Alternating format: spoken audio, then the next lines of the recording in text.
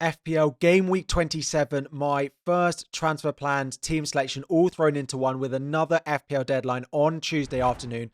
We're going to take a look at how my team is lining up. We've got 2 free transfers now. We still haven't sold Ahmad. So there are a few things we're looking to discuss, but we do have a big round of FA Cup coming, which will make things for Game Week 33 and onwards much clearer. We'll discuss all of that, my potential plans and chip strategy for Game Week 29 in my Game Week 27 team selection.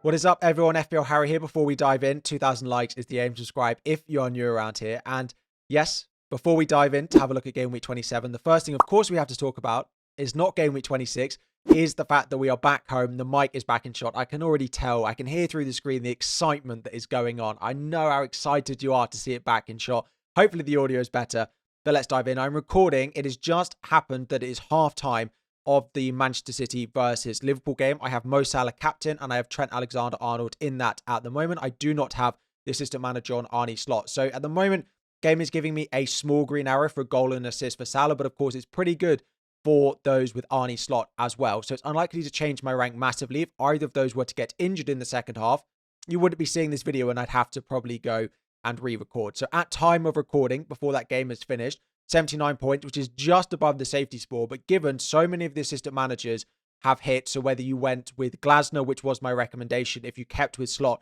or you kept with Unai Emery, they've all seemingly returned at the moment unless Manchester City have a miraculous recovery, which means the 3 weeks when everyone's played their assistant manager, it looks like I'm going to get a green arrow in all 3 of those weeks, despite me not playing the chip. Now, the first one, I did play my triple captain, but I didn't play the assistant manager.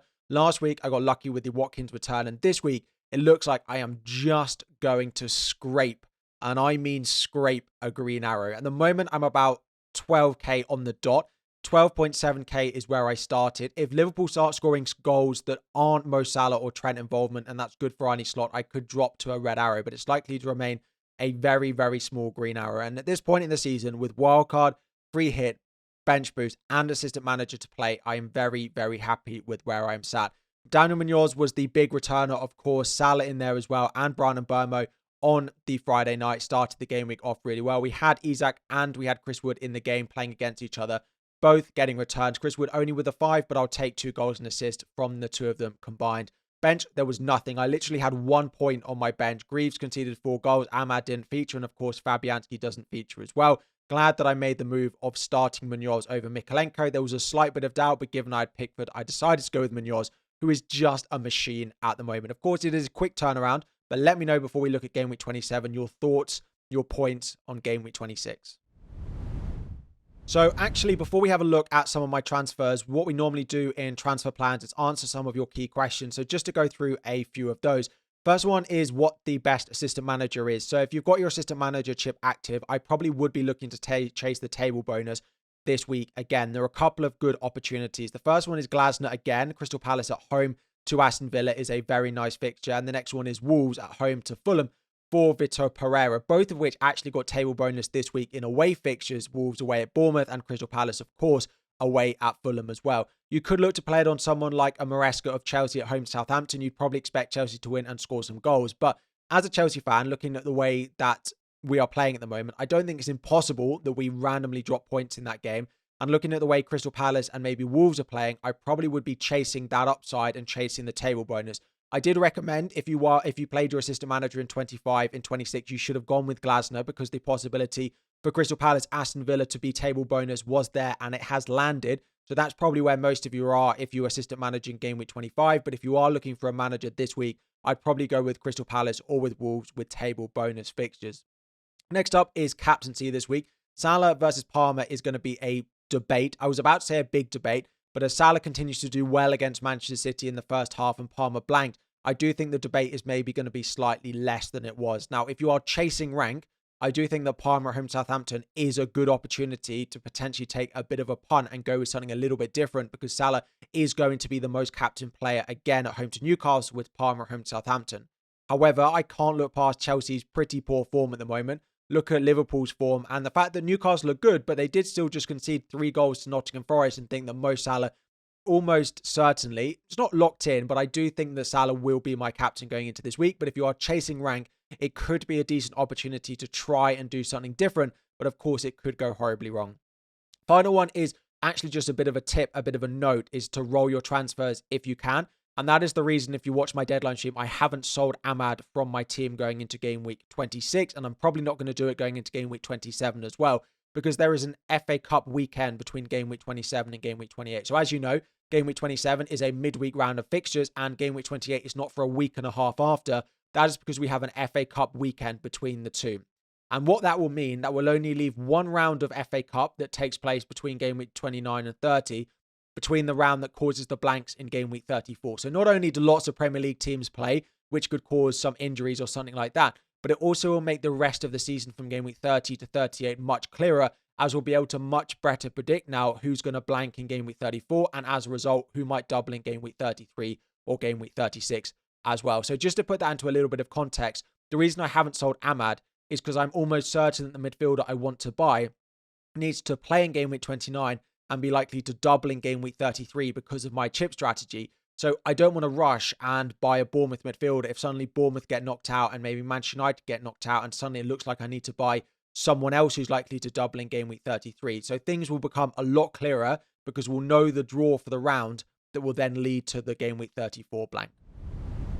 So given that I have said I'm likely to roll my transfer going into game week 27, I don't just want to go straight to my team. I do want to do a bit of future planning. Now, of course, I usually do graphics and stuff like that, but we're going to have a look at some future plans for my team. So 2 free transfers for me this week, 0.4 million in the bank. I could make a transfer. In terms of players I'd be looking to sell, I mean, I've got Gabriel, Munoz, Trent in defense this week. I've got Cliver and Burmo, Palmer and Salah. I've got Watkins, Isak and Chris Wood. Now, some of my forwards don't have amazing fixtures. Watkins is having a potential blank in game week 20. Well, he is having a blank in game week 29.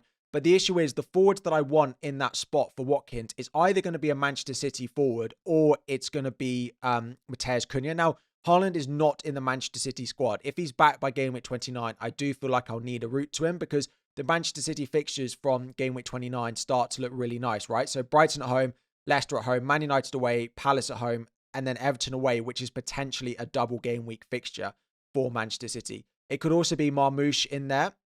He is the one, of course, starting up front for Manchester City today against Liverpool. He could be the one that could come in for Watkins, and it's much easier for me to buy Marmoush, right? He could be a direct replacement for Ollie Watkins. If I want to go and buy Erling Haaland, it's probably Cole Palmer that needs to go. Cole Palmer is the big cash cow. I'd keep him for Southampton and Leicester. I'm not selling him before those 2 games.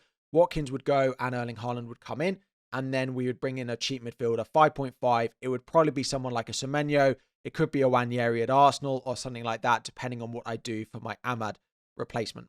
So those are a couple of things that I've got on my potential radar over the next couple of weeks. Of course, Ahmad's replacement is the biggest priority.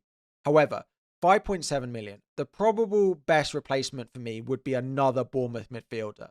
But the issue that we've got with buying Bournemouth midfielders now is that Evanilson was back in the Bournemouth squad at the weekend, which means that me buying Dango Ouattara is a really difficult thing to do because I expect that Evanilson will go back up front. It doesn't mean that Dango Ouattara will likely be dropped. He'll likely go back to the left wing. Semenyo will go back to the right wing, and David Brooks will be the one to drop out the side.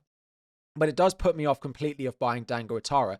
It does mean I quite like Semenyo. The upcoming fixtures are quite good, but I don't need to rush in and buy before Brighton away, who suddenly look quite good. Spurs away might be a decent time to buy, and then the upcoming fixtures look good again.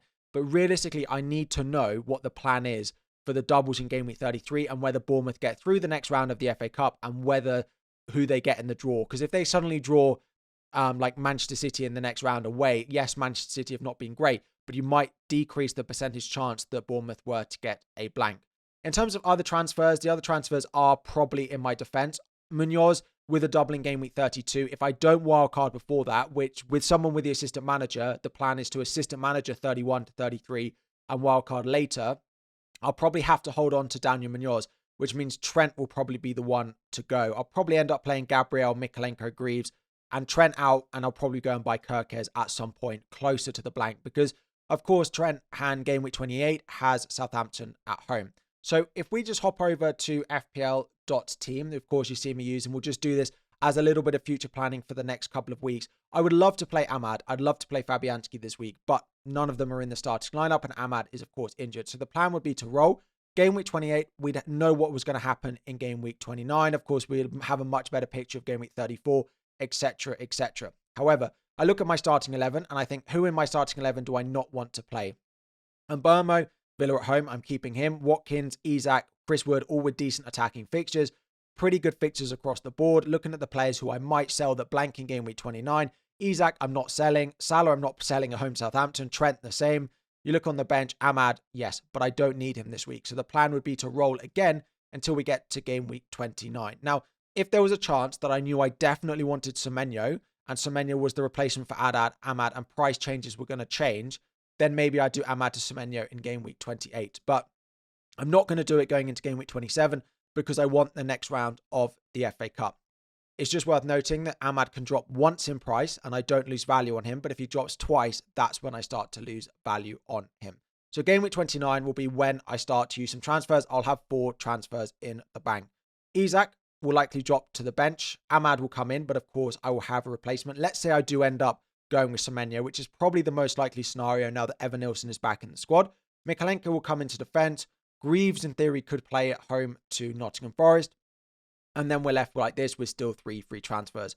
As I said, Watkins will go either to Haaland or to Marmoush. Let's say it is Haaland. He goes and Palmer leaves and I'm left with a cheap midfielder. I'd probably be needing one final transfer in order to free up a bit of money and also get a full 11 out. And that would be, as I mentioned, Trent out and Kerkez in. Like this. Kerkez in place of Mo Salah. Player 4-4-2. Palmer would go to someone who's 7.3.